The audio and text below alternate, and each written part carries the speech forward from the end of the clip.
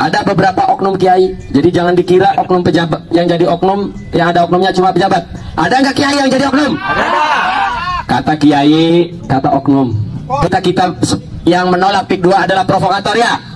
Ceramahnya di Pontar ya. Ya. Yang nolak PIK 2 katanya provokator. Suruh buka KBBI itu kiainya. Assalamualaikum warahmatullahi wabarakatuh. Pada kesempatan yang sangat berbahagia ini kita akan menyimak orasi dari Kang Mahesa di saat demo PIK 2. Langsung saja kita simak videonya. Mungkin bagi para jongos ini disebut provokasi. Siap disebut provokasi? Kalau kita disebut provokator, maka yang ngojok-ngojokin, yang ngompor-ngomporin jual tanah apa namanya? Apa namanya? Pengkhianat. Seorang pejabat daerah, pejabat desa yang harusnya melindungi rakyat justru menindas rakyat, apa namanya? Seorang aparat penegak hukum yang mestinya melindungi warga, menegakkan hukum tapi justru membela kepentingan oligarki, apa namanya? Pantas mati tidak mereka? Berharga tidak hidup mereka? Tidak. Dengarkan para oknum aparat, para oknum pejabat. Nilai hidup kalian itu tidak ada apa-apanya bagi kami, karena kalian di mata kami itu pengkhianat. Musuh kita bisa maafkan, tapi pengkhianat tidak ada kata ampun. Semangat. Iku mau orasi be, Pak Polisi. Dulu kami sampaikan di hadapan Intel Polda, namanya Bang Dul, ketika musyawarah dengan Sultan Bang Wisang ini, dengan Kiai Haji Fatul Adim, ada 4 poin bapak-bapak yang saya sampaikan tadinya, bahwa silahkan PIK 2 berjalan, selesaikan dulu biaya kerohiman dengan Kesultanan Banten. Kemudian yang kedua, saat proses berjalannya PIK 2 dan setelah berjalan harus pekerjanya rakyat Banten. Yang ketiga, setelah PIK berjalan di setiap 1 kilometer darat dan lautan harus ada pos Kesultanan Banten mengawasi keamanan PIK. Yang keempat, kami tidak mau melihat ada bendera Tiongkok di tanah Banten. Tadinya 4 poin. Harapan kami Kesultanan Banten kepada pemerintah, kita minta 4 hal. Hari ini 4 hal ini tidak perlu kita minta. Hentikan PIK atau perang. Allahu Akbar. Terlalu berharga negeri ini untuk ditaruhkan. Banten ini terlalu berharga, Indonesia terlalu berharga. Kalau demi 4 poin ini kita menaruh resiko keamanan nasional. Jadi siap melawan oligarki? Ya. Ada beberapa oknum kiai, jadi jangan dikira oknum pejabat yang jadi oknum, yang ada oknumnya cuma pejabat. Ada nggak kiai yang jadi oknum? Ada. Kata kiai, kata oknum. Kita yang menolak PIK 2 adalah provokator ya. Ceramahnya di Pontar ya. Ya. Yang nolak PIK 2 katanya provokator. Suruh buka KBBI itu kiainya. Untuk para oknum santri, para oknum kiai jumlahnya sedikit sih, tapi kayak apa arane lamun wong biasa susup oknum kiai ku jumlahnya si Jiroro tapi kayak susup.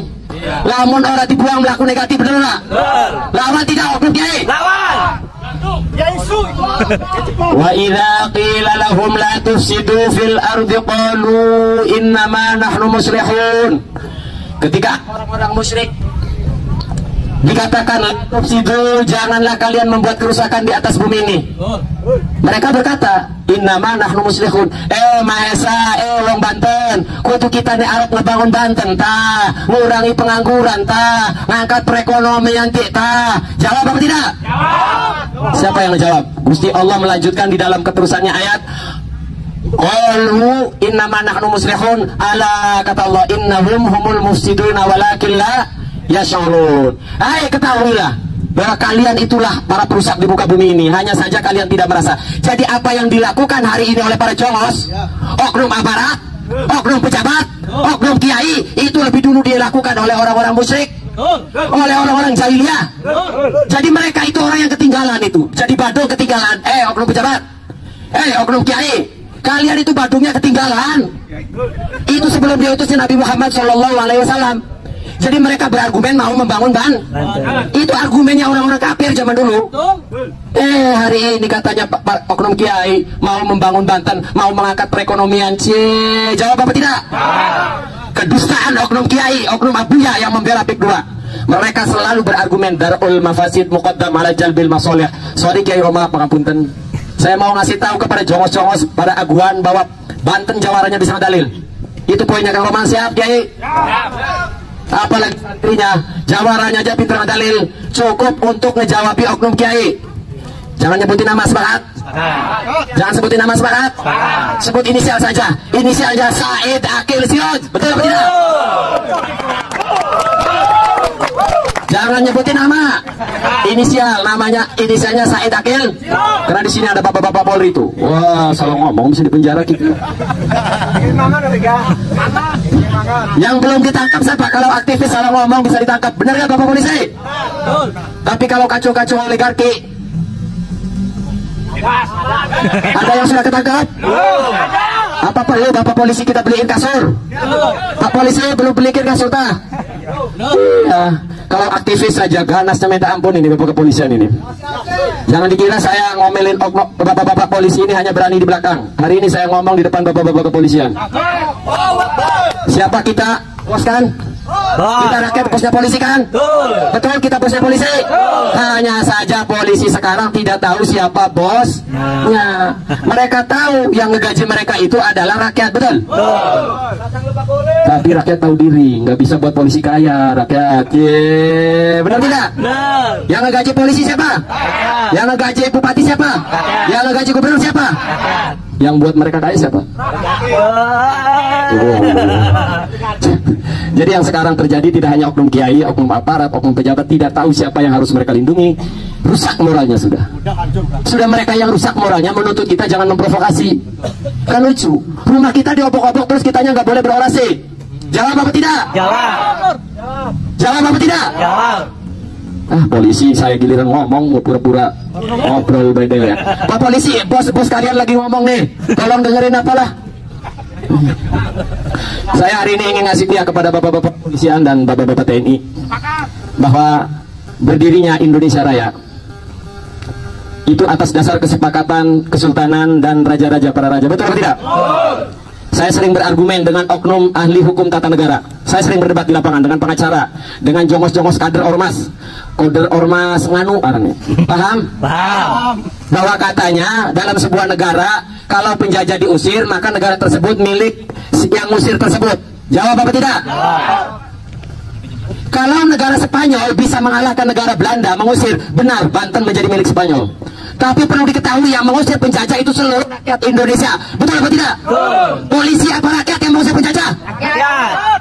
Lalu setelah penjajah pergi, kesultanan dan kerajaan bermusyawarah memperundikan NKRI dengan tujuan mensejahterakan rakyat dan melindungi rakyat.